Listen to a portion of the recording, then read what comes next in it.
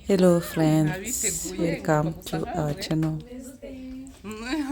Ubu turi mu gihugu cy'u Rwanda muri Afurika. Ibi twari tubikumbuye cyane. As family, we traveled from Europe to Africa.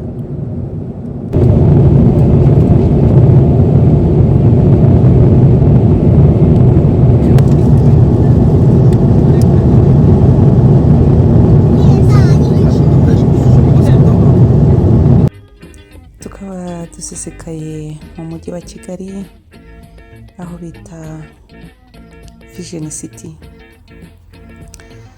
Ubu tugeze mu rw'amahoro, Imana ishimwe cyane ko urugendo rwagenze neza. Emi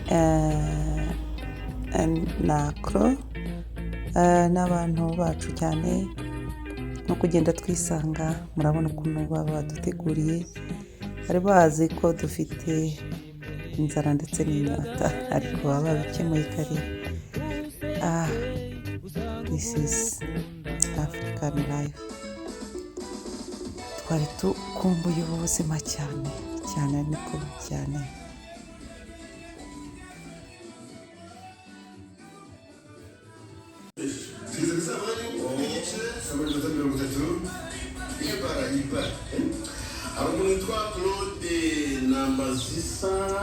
dukurikiye cyane n'amazi turamutsa mbese baramutsa nawe tumuramutsa.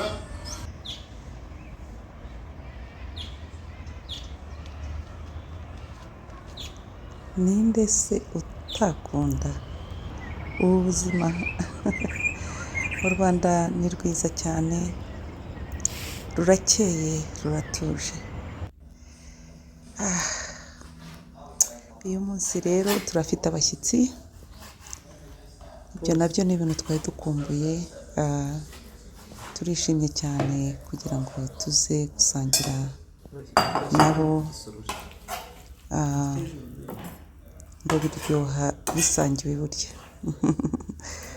So we were having a lunch with my nieces.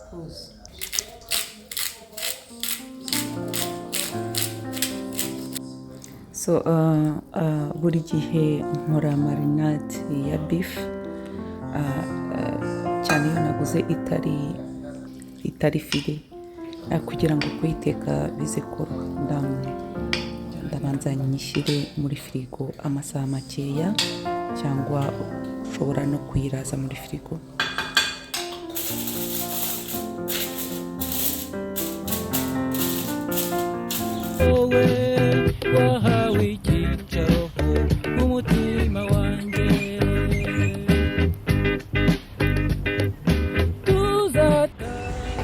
This is our first morning in Kigali.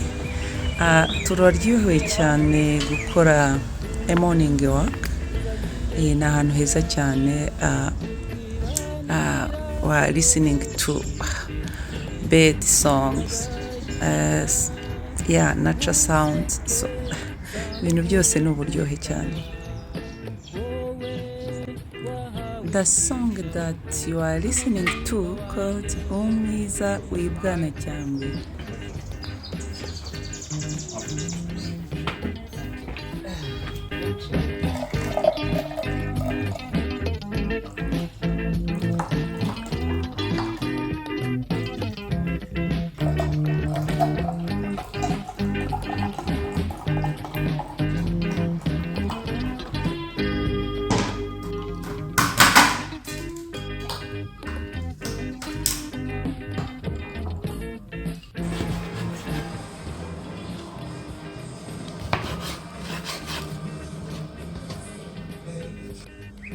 No worries while Amy is home. He is helping in many ways.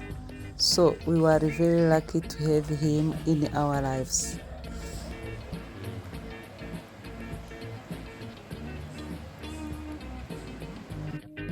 Twateguye brochette z'umubiri w'inka. Ntago nzi ukuntu nza kubivuga neza mu Kinyarwanda cyiza, ariko twanateguye n'izo umwijima, ngo ziraryoha cyane burya, ariko cyane cyane iyo wongeyeho n'agasenda ngo biraryoha cyane. Rero mu kanya turaza kubigenza gutya.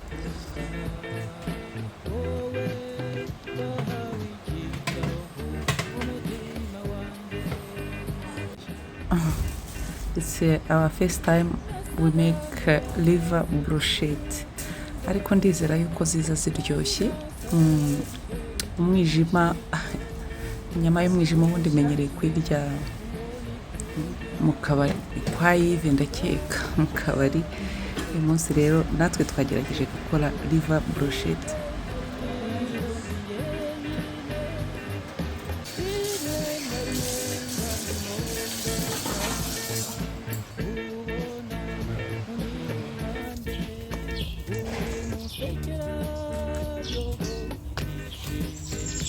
Mu ngarani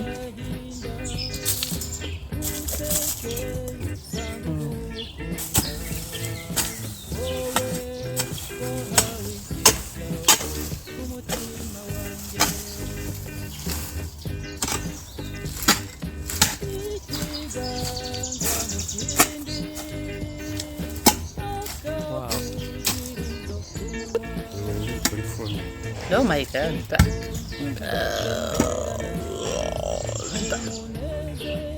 dore uko kinjira.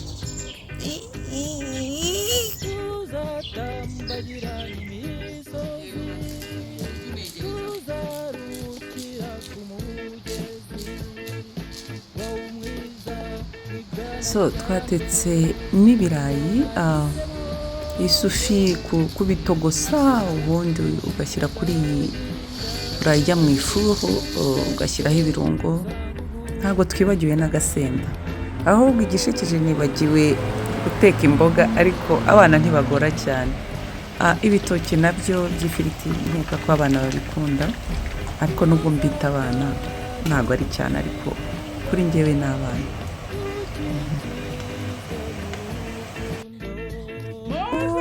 Yambi nari mbakumbuye cyane. Ndabona munzaniye n'Imana harira ko ndewa musa neza. Ntabiteguye ngomba gusa nkamwe.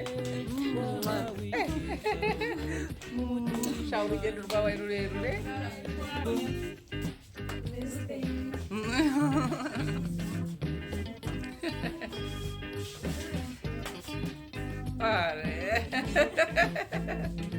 So karibu ku meza dusangire, kandi Imana igeze ibihe umugisha.